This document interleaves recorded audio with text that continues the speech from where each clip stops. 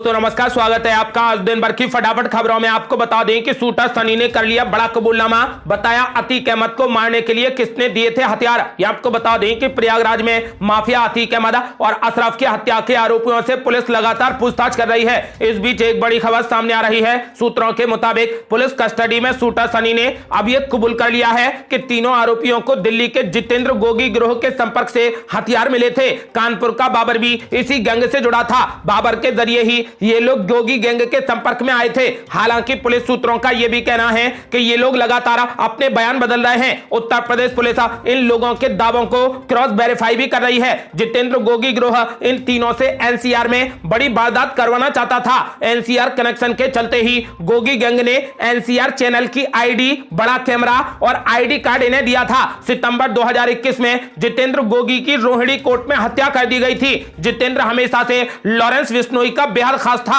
आपको बता दें कि इससे पहले पुलिस के सामने इन लोगों ने यह भी कबूल किया था कि तीनों लॉरेंस बिश्नोई के जैसा बनना चाहते थे। इन्होंने बताया कि अस्पताल में पुलिस पर गोली चलाने का कोई भी प्लान नहीं था। तीनों मरने नहीं आए थे, इसलिए सरेंडर कर दिया। आपको बता दें कि आरोपियों ने यह भी कबूल किया है कि जितेंद्र गोगी गैंग से उन्हें हथियार मिले थे। पुलिस आगे की कार्रवाई कर रही है और लगातार तीनों आरोपियों से पूछताछ कर रही है। अगली बड़ी खबर, मोदी सरनेम मामले में राहुल गांधी को सूरत की कोर्ट से लगा बड़ा झटका। सजा के खिलाफ अर्जी हो गई खारिज। ये आपको बता दें कि कांग्रेस नेता राहुल गांधी की मुश्किलें कम होने का नाम नहीं ले रही। मोदी सरनेम को लेकर दिए गए उनके बयान पर मानहानि के मामले में दोषी करार दिए गए राहुल गांधी को सूरत कोर्ट ने कोई भी राहत नहीं दी है। इस मामले को सुनने के बाद कोर्ट ने आज अपना फैसला सुना दिया, जिसके मुताबिक राहुल गांधी को मिलने वाली 2 साल की सजा में उन्होंने कोई भी राहत नहीं दी। अब राहुल गांधी को अपना पक्ष लेकर गुजरात हाई कोर्ट में जाना होगा। इसको लेकर कांग्रेस महासचिव जयराम रमेश ने कहा कि कानून के तहत अभी भी हमारे पास जो भी विकल्प उपलब्ध हैं, हम उन सभी विकल्पों का इस्तेमाल करेंगे। आपको बता दें कि फिलहाल राहुल गांधी को कोर्ट ने बड़ा झटका देते हुए राहुल गांधी की अर्जी को सिरे से खारिज कर दिया है। अगली बड़ी खबर, अतीक और अशरफ को गोली मारने के बाद क्यों लगाए जय श्री राम के नारे, खुद शूटर सनी ने उगल दिया सारा सच। ये आपको बता दें कि उत्तर प्रदेश के प्रयागराज जिले में पुलिस हिरासत में अतीक अहमद और उसके भाई अशरफ अहमद की हत्या के बाद से लगातार बवाल मचा है। तमाम विपक्षी नेताओं ने यह सवाल भी उठा दिया है कि आखिर तीनों आरोपियों ने माफिया को गोली मारने के बाद जय श्री राम के नारे क्यों लगाए। अब इसका जवाब भी उत्तर प्रदेश पुलिस को मिल चुका है। खुद शूटर सनी ने इसके पीछे का पूरा सच उगल दिया है। दरअसल जब अतीक अहमद और अशरफ अहमद को गोली मारी गई तो अस्पताल के बाहर मीडिया कर्मियों का जमावड़ा लगा हुआ था। इन सबके बीच तीनों आरोपी भी छिपे हुए थे और एकदम से बाहर निकलकर इन्होंने अतीक अहमद और अशरफ पर गोली चला दी। शूटर सनी का कहना है कि तीनों मरने के लिए नहीं आए थे, इसीलिए उन्होंने सरेंडर कर दिया और गोली चलाने के बाद वो बहुत ज्यादा डर गए थे, इसीलिए अपना डर बाहर निकालने के लिए उन्होंने जय श्री राम के नारे लगाए। हत्या के तीनों आरोपियों से राज उगलवाने के लिए पुलिस ने मनोवैज्ञानिक ढंग से भी 8 घंटे की पूछताछ की है। इस दौरान उनसे कई राज भी उगलवाए गए हैं। पूछताछ के दौरान लवलेश तिवारी ने खुद को कट्टर हिंदूवादी बताया है। पुलिस अस्पताल के आसपास की सीसीटीवी फुटेज भी खंगाल रही है। आपको बता दें कि जय श्री राम के नारे को लेकर आरोपियों ने कबूल किया है कि उन्होंने जय श्री राम का नारा इसलिए लगाया क्योंकि वो अंदर से डर गए थे। उन्होंने ये भी कबूल किया है कि वो मरने नहीं आए थे, इसीलिए उन्होंने सरेंडर किया और डर की वजह से और डर को बाहर निकालने की वजह से उन्होंने जय श्री राम के नारे लगाए। अगली बड़ी खबर, राहुल गांधी की अर्जी खारिज होने पर बीजेपी ने कांग्रेस पार्टी पर बोला जोरदार हमला। कहा गांधी परिवार की हेकड़ी पर लगा जोरदार तमाचा। ये आपको बता दें कि मोदी सरनेम मामले में कांग्रेस नेता राहुल गांधी को सूरत कोर्ट से जोरदार झटका लगा। कोर्ट ने राहुल गांधी को मिली 2 साल की सजा के खिलाफ अर्जी को खारिज कर दिया। अब इस मामले को लेकर बीजेपी की तरफ से भी रिएक्शन आने शुरू हो गए हैं। बीजेपी प्रवक्ता संबित पात्रा ने कहा कि गांधी परिवार का सारा घमंड चकनाचूर हो गया है। संबित पात्रा ने निशाना साधते हुए कहा कि गांधी परिवार को हमेशा से ऐसा लगता है कि उनके लिए अलग से कानून होना चाहिए। राहुल गांधी को इस बात का घमंड था कि वो गांधी परिवार के बेटे हैं, लेकिन सूरत की कोर्ट ने भी यह साबित कर दिया है कि कोर्ट सबके लिए बराबर है। उन्होंने कहा कि राहुल गांधी के पास में अभी भी मौका है। उन्हें ओबीसी समुदाय से हाथ जोड़कर माफी मांगनी चाहिए। उन्हें कोर्ट से माफी मांगने में शर्म क्यों आ रही है? वो ऐसा क्यों कहते हैं कि उनकी डिक्शनरी में सॉरी शब्द नहीं है? वो तो पहले भी सुप्रीम कोर्ट से कान पकड़कर माफी मांग चुके हैं। एक बार फिर से माफी मांगने में क्या हर्ज है? संबित पात्रा ने आगे कहा कि कोर्ट के इस फैसले से पूरे देश में खासकर की पिछड़े वर्ग में खुशी का माहौल है। राहुल गांधी बचकर निकल जाएंगे, ऐसा नहीं हुआ। राहुल गांधी अब आने वाले समय में पार्लियामेंट से डिस्क्वालीफाई ही रहेंगे। आपको बता दें कि संबित पात्रा ने कहा कि यह गांधी परिवार की हेकड़ी पर जोरदार तमाचा है।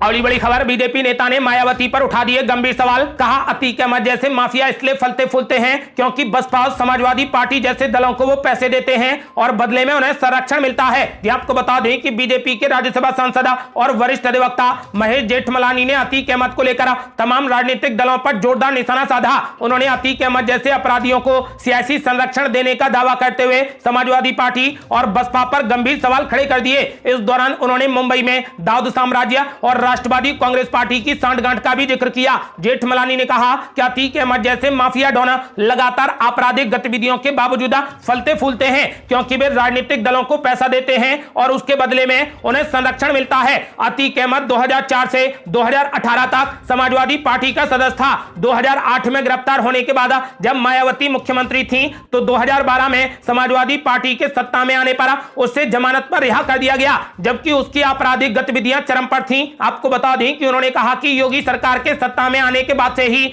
फिर से उसे गिरफ्तार किया गया और आखिरकार 2019 में उमेश पाल के 2006 में अपहरण मामले में दोषी ठहराया गया। यह योगी सरकार ही थी जिसने उसकी अवैध कमाई की 11,000 करोड़ रुपए की संपत्ति कुर्क करके उसके वित्तीय प्रभाव को समाप्त कर दिया और उसकी दौलत छीन ली। उन्होंने बसपा और समाजवादी पार्टी जैसे दलों पर जोरदार हमला बोला। जेठमलानी ने कहा कि अतीक अहमद जैसे माफिया डॉन लगातार आपराधिक गतिविधियों के बावजूद फलते फूलते हैं क्योंकि वे राजनीतिक दलों को पैसा देते हैं और उसके बदले में उन्हें संरक्षण मिलता है। अगली बड़ी खबर, कर्नाटक में कांग्रेस पार्टी ने अपने उम्मीदवारों की छठी और आखिरी लिस्ट भी कर दी जारी। रायचूर सीट से मोहम्मद सलाम को मैदान में उतारा। ये आपको बता दें कि कर्नाटक में अगले महीने 10 तारीख को विधानसभा के चुनाव होने हैं, जिसको लेकर राजनीतिक पार्टियां चुनाव प्रचार व तमाम तैयारियों में जुटी हैं। इसी के साथ उम्मीदवारों के नामों की घोषणा कर पार्टियां जनता का विश्वास जीतने में लगी हैं। इसी कड़ी में अब कांग्रेस पार्टी ने अपने उम्मीदवारों की छठी और आखिरी लिस्ट भी जारी कर दी है। रायचूर सीट की बात करें तो कांग्रेस पार्टी ने मोहम्मद सलाम को मैदान में उतारा है। इसी के साथ कांग्रेस पार्टी ने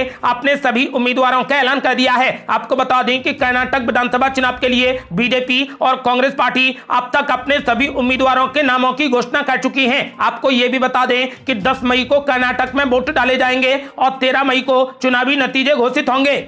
अगली बड़ी खबर, अतीक अहमद के आरोपी ने कर दिया बड़ा खुलासा। कहा मेरा कोई आका नहीं, मैं खुद एक बड़ा डॉन हूं। ये आपको बता दें कि माफिया अतीक अहमद और उसके भाई अशरफ की हत्या के मामले में एसआईटी जांच में जुटी हुई है। टीम लगातार आरोपी शूटरों से पूछताछ कर रही है। खबर सामने आई है कि हत्या के तीनों आरोपियों से राज उगलवाने के लिए पुलिस ने मनोवैज्ञानिक तरीके से भी पूछताछ की है। तीनों से उनकी जिंदगी, परिवार, आदत और शौक के बारे में अलग अलग तरीके से सवाल किए गए। पूछताछ के दौरान आरोपी शूटर लवलेश तिवारी ने खुद को कट्टर हिंदूवादी बताया। उसने बताया कि वो सोशल मीडिया के जरिए खुद को फेमस करने की कोशिश भी कर रहा था। पुलिस सूत्रों का कहना है कि आरोपियों में सनी सिंह सबसे ज्यादा आपराधिक प्रवृत्ति और महत्वाकांक्षी नजर आया। पहले दिन की पूछताछ में लवलेश तिवारी, सनी सिंह और अरुण माफिया अतीक अहमद को मारकर पैसा कमाने और नाम कमाने की बात को दोहराते रहे। शूटर सनी ने कहा कि उसका कोई आका नहीं है, वो खुद एक बड़ा डॉन है। वहीं अरुण ने कबूला कि पानीपत के एक दोस्त ने उसे बंदूक दी थी। पुलिस ने जब अरुण मौर्य से पूछा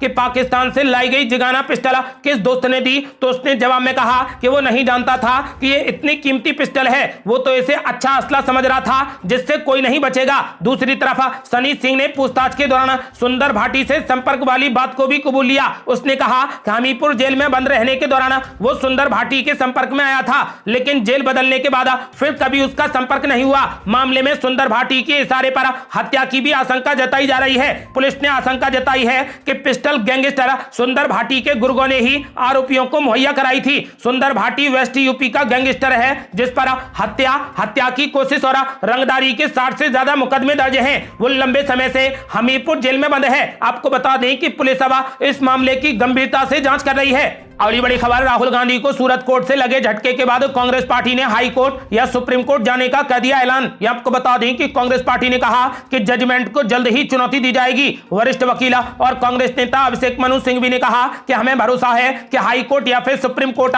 सूरत कोर्ट की गई गलती को सही करेगा। उन्होंने कहा कि जजमेंट के दूसरे पार्ट में कहा गया है कि पीएम नरेंद्र मोदी की मानहानि हुई, लेकिन वो तो इसमें पक्ष ही नहीं है। पीएम मोदी ने कभी भी इसको लेकर शिकायत भी नहीं की। अभिषेक मनु सिंघवी ने निर्णय को दुर्भाग्यपूर्ण बताते हुए कहा कि ये न्याय के मूलभूत आधारों का हनन है। राहुल गांधी के बयान को गलत तरीके से पेश किया गया। उन्होंने कहा कि ओबीसी वर्ग ने समझ लिया है कि पीएम मोदी उनके नाम को भुनाने की कोशिश कर रहे हैं, इसका उल्टा असर हो रहा है। सिंघवी ने आगे कहा कि राहुल गांधी की आवाज बंद नहीं होगी, वो जनता की अदालत में अपनी बात कहते हैं, उन्होंने ना गलत कहा है ना कहेंगे। उन्होंने कहा कि हम पर डराने धमकाने का कोई भी असर नहीं होगा। उन्होंने ऐलान कर दिया है कि हाई कोर्ट या फिर सुप्रीम कोर्ट सूरत कोर्ट की गई गलती को सही करेगा। अगली बड़ी खबर, कर्नाटक चुनाव में आया गैंगस्टर अतीक अहमद का जिक्र। कांग्रेस स्टार प्रचारक प्रतापगढ़ी पर जमकर भड़की बीजेपी। ये आपको बता दें कि कर्नाटक विधानसभा चुनाव के लिए कांग्रेस पार्टी ने अपने 40 स्टार प्रचारकों की सूची बुधवार को जारी कर दी। इस लिस्ट में कांग्रेस नेता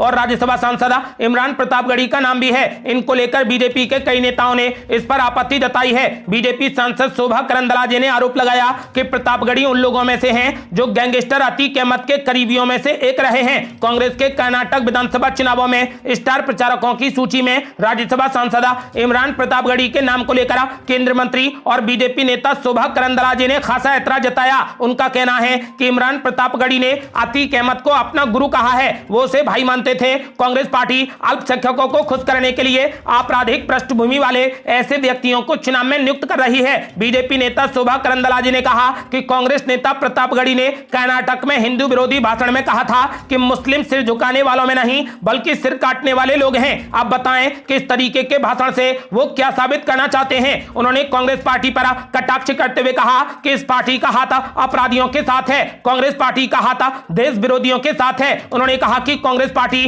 प्रतापगढ़ी जैसे लोगों को पूरे देश में घुमाना चाहती है। उन्होंने आगे यह भी कहा कि गौ हत्या करने वालों के साथ में कांग्रेस पार्टी का हाथ है। अगली बड़ी खबर, कांग्रेस पार्टी ने जेपी नड्डा पर लगाया वोटरों को धमकाने का आरोप। जयराम रमेश बोले वोटरों को डरा रहे जेपी नड्डा। ये आपको बता दें कि कर्नाटक में होने वाले विधानसभा चुनाव से पहले राजनीतिक पारा तेजी से चढ़ गया है। राज्य में सियासी उठापटक जारी है। इस बीच बीजेपी के राष्ट्रीय अध्यक्ष जेपी नड्डा के ऊपर कांग्रेस पार्टी ने सनसनीखेज आरोप लगा दिए हैं। कर्नाटक में दिए गए जेपी नड्डा के एक भाषण का वीडियो क्लिप कांग्रेस पार्टी ने ट्विटर पर साझा किया और उन पर मतदाताओं को धमकाने का आरोप लगाते हुए उनकी टिप्पणियों को लोकतंत्र पर हमला करार दिया। कांग्रेस महासचिव जयराम रमेश ने बीजेपी पर निशाना साधने के लिए कर्नाटक में जेपी नड्डा की चुनावी रैली का एक वीडियो ट्वीट किया। जेपी नड्डा को वीडियो में यह बोलते सुना जा सकता है कि कर्नाटक में विकास की गंगा बहती रहे, इसीलिए मैं कमल के निशान पर वोट मांगने आया हूं। कर्नाटक में विकास जारी रहे, निरंतर चलता रहे, यह चुनाव का मुद्दा है। जो प्रधानमंत्री नरेंद्र मोदी का आशीर्वाद है उससे कहीं कर्नाटक वंचित ना हो जाए, इसीलिए मेरा आपसे निवेदन है कि आपको कमल को जिताना है